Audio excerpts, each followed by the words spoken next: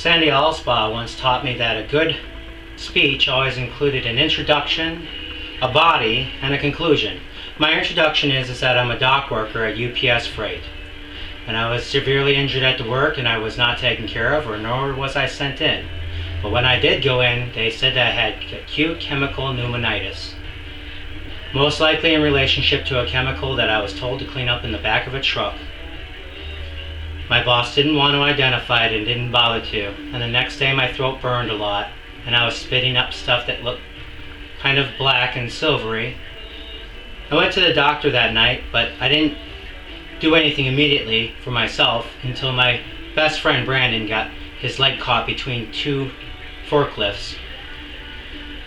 I was there for it, and my friend Hamilton said to me, "Chris, I need you over here now."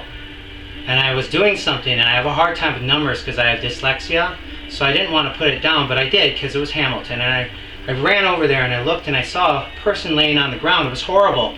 People were standing around him like frozen expressions, and I was sad. And I pointed at one of the employees and I said, "Go get management. Right now, call 911. Actually, I think my first words were, "Oh shit, man down." Then I said, "Go get management, call 911.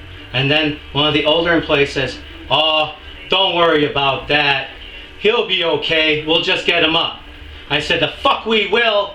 Go get management now, Lionel." And I dropped to my knees immediately by the boy's side who was crumpled on the ground. He was laying there on his side holding his leg like this, breathing about 32 respirations per minute, rolling. I said, "What's wrong?" He said, "My leg, it hurts so bad. It hurts so bad." And I said, "What happened?" He says, "I don't know. I tied my shoes and I think Brian hit me between the two forklifts." I said, "What?"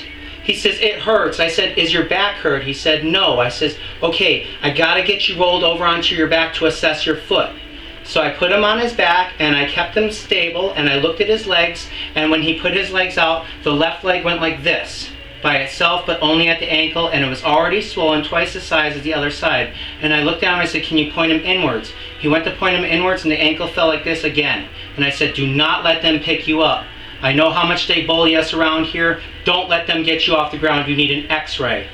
But as soon as I heard my management behind me saying, "What the heck's going on over here?" I knew that they were going to bully him to get off the ground. And that's what they did. They made him feel insignificant, and he got off the ground, and the manager realized how heavy he was and how hurt he really was. They brought him upstairs and did something with him while I was breaking my freight that I'm unaware of. But the last thing I saw was a manager taking him across the lot, and I have other words that tell me that he was put into his car and he drove home off the clock, and a manager dragged him across a parking lot and put him in that car. He's a dock worker with a baby coming next month. This isn't about me and my lungs. My lungs are screwed, okay? I'm spitting blood. There's something wrong with me on the inside. I was exposed to a chemical. But Brandon Truttle was hit by another forklift while his forklift was parked and he was tying his shoes. And one of the managers actually said in front of the Hispanic workers, "Why don't we just let him go?" Is that tragic or what? And that's why I had to do what I've done. That's story number one. I'm done.